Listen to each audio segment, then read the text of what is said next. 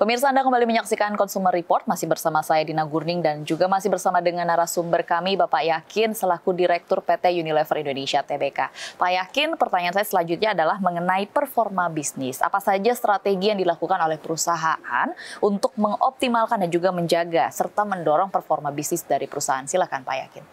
Ya, jadi Unilever Indonesia adalah bagian dari Unilever Global dan kita punya CEO baru namanya Hein Schumacher gitu. Dan beliau ketika join kita kemudian set strategi baru, beliau mencanangkan satu strategi yang sangat simpel yang disebut dengan GAP atau GAP, which stands for Growth Action Plan. Nah, strategi yang kita terapkan di sini akan mirroring gitu ya, mengeksekusi dari strategi itu. Pertama, strategi itu bilang bahwa kita mesti get more from the core. Itu satu. Kedua adalah kita sebagai market leader, kita harus be market maker. Jadi menumbuhkan, mengembangkan lagi pasar. Gitu ya. Dan yang ketiga, strategi itu adalah maximize our impact.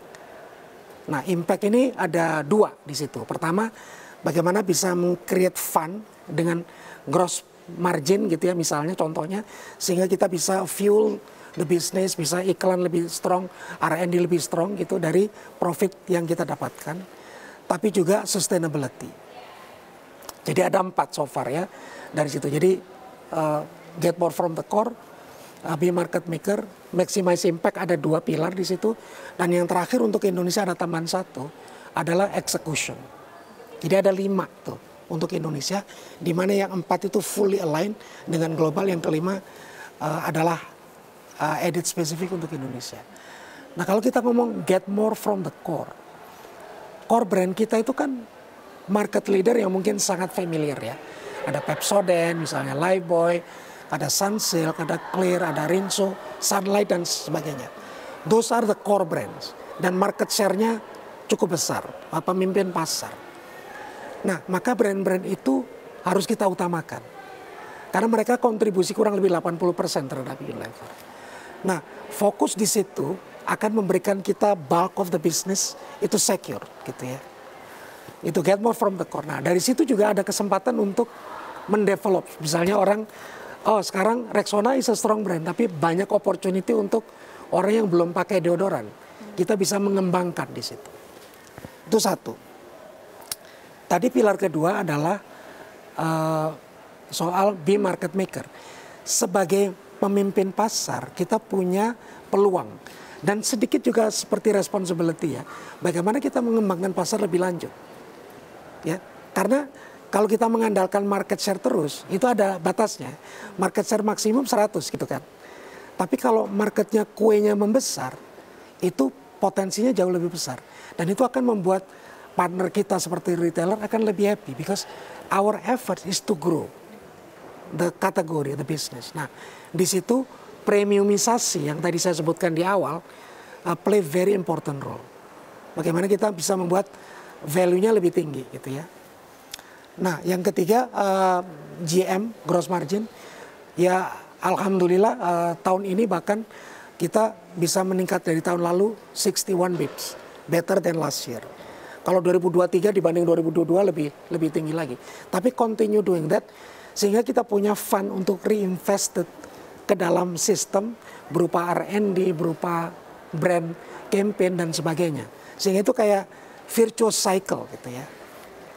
Kemudian sustainability. Sustainability adalah at the heart of our business.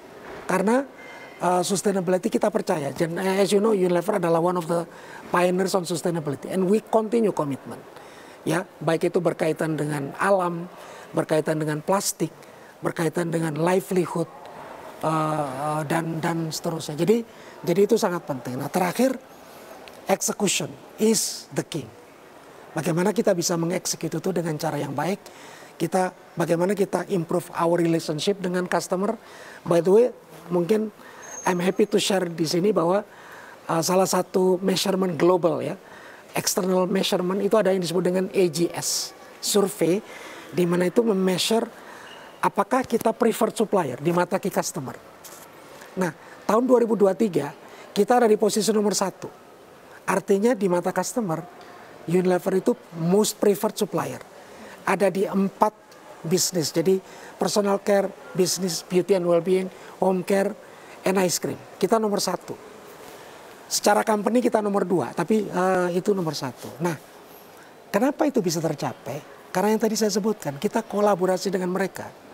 How to grow the business together. Ya, jadi kalau saya boleh wrap up, strategi kita ada 5. Ya. Pertama adalah get more from the core.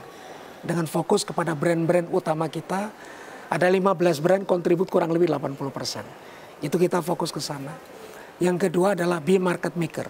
Kita ingin mengembangkan kategori itu dengan lebih besar lagi. Dan terutama salah satu cara paling penting adalah premiumisasi.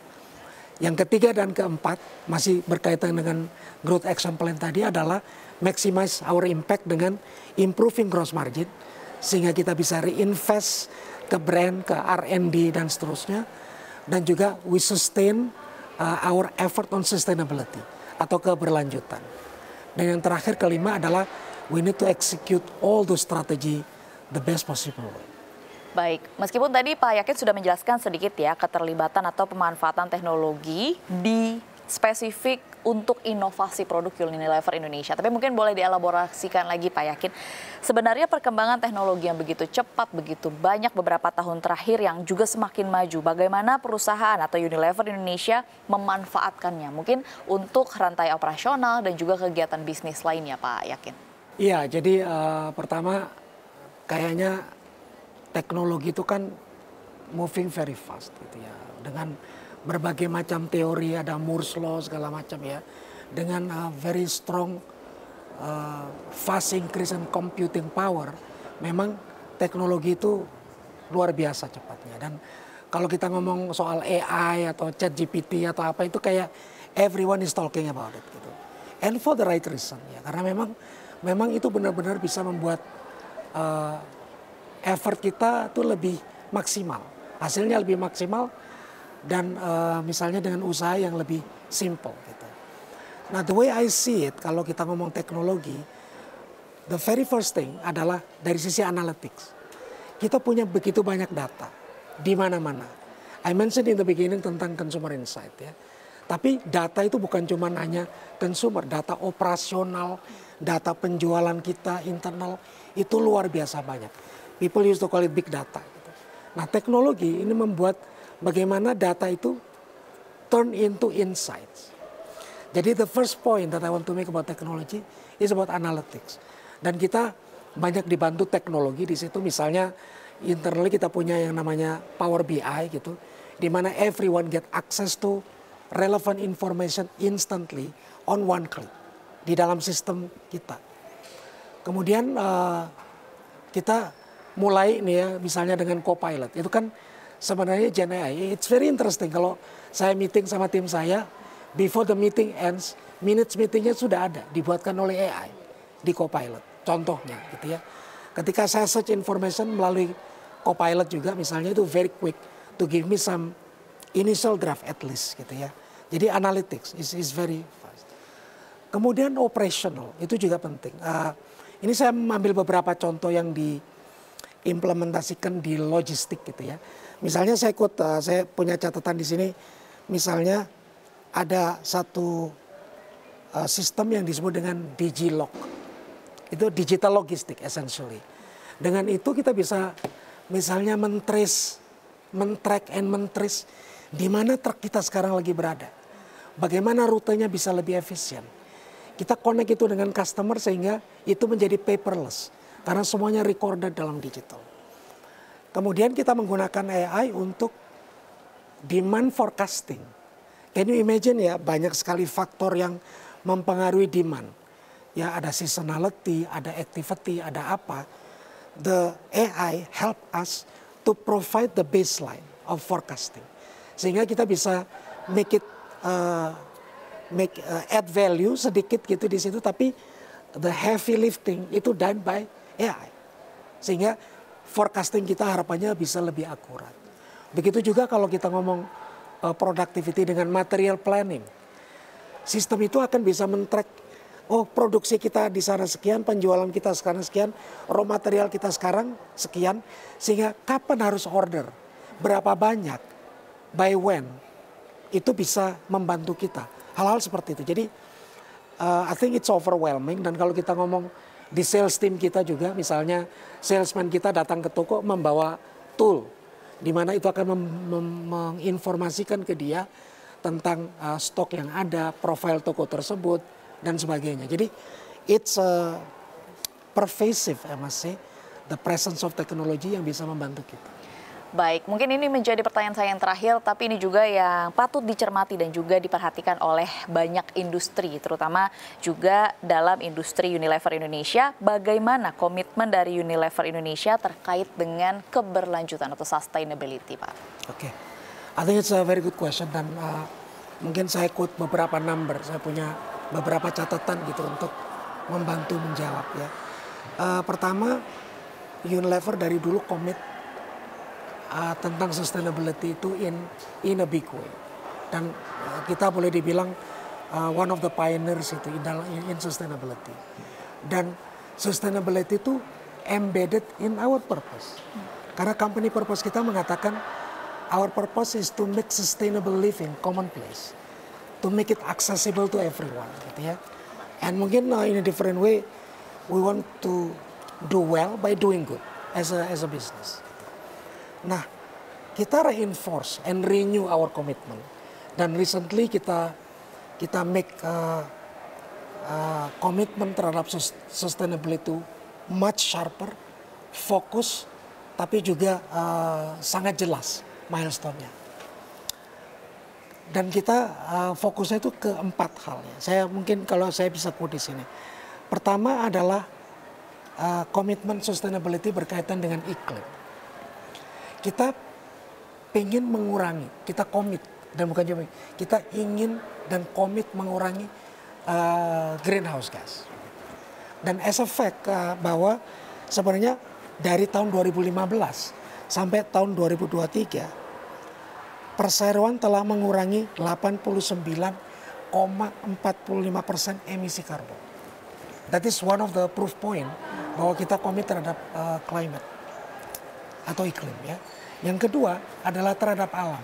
Nah, alam ini kaitannya dengan regeneratif gitu ya. Misalnya dengan bagaimana proses agriculture kita itu sustainable, atau proses misalnya konsumsi kita terhadap produk agriculture itu sustainable. Salah satu contoh adalah Unilever adalah salah satu konsumen terbesar CPO. Ya, karena kita market leader di dunia on skin cleansing. Contohnya adalah tahun 2023 kita mencapai 100% NDPE, which stands for no deforestation, peat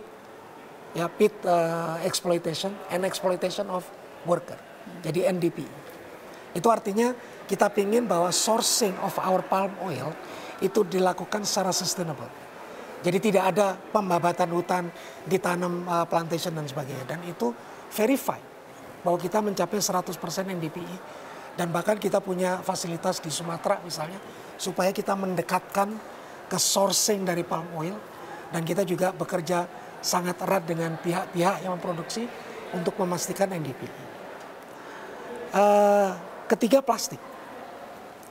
Saya mungkin ini ada beberapa detail quote ya. Plastik kita sudah mengembangkan di Indonesia ya, 4.000 bank sampah di 50 kota atau kabupaten di Indonesia. Di 13 provinsi. Pada tahun 2023 saja kita mengumpulkan 28.317 ton sampah plastik. Nah, itu adalah effort kita. Tapi di luar itu kita juga selalu menggunakan prinsip bahwa misalnya bagaimana kita bisa mengurangi plastik. Jadi membuat plastik, reduce plastik. Tapi juga kita reuse plastik. Bagaimana kalau kita pakai plastik, bagaimana kita tidak mengurangi pemakaian virgin plastik. Bagaimana kita menggunakan plastik yang sudah di-recycle dan seterusnya. Jadi itu adalah komitmen kita tentang plastik. Yang terakhir adalah sustainability berkaitan dengan livelihoods.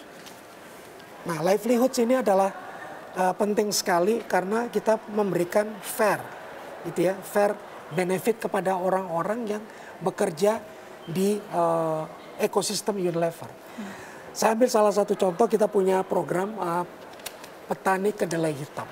As you know, salah satu produk andalan kita adalah Bango. Itu pakai kedelai yang kita sebut kedelai Malika. Ya.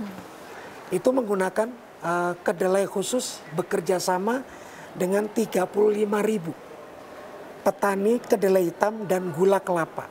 2 ingredient utama dari Bango. Nah, kita bekerja sama dengan mereka untuk memberdayakan mereka. Mengedukasi bagaimana cara agriculture yang sustainable. Memberikan misalnya saran-saran bagaimana cara meningkatkan produktivitas dan sebagainya.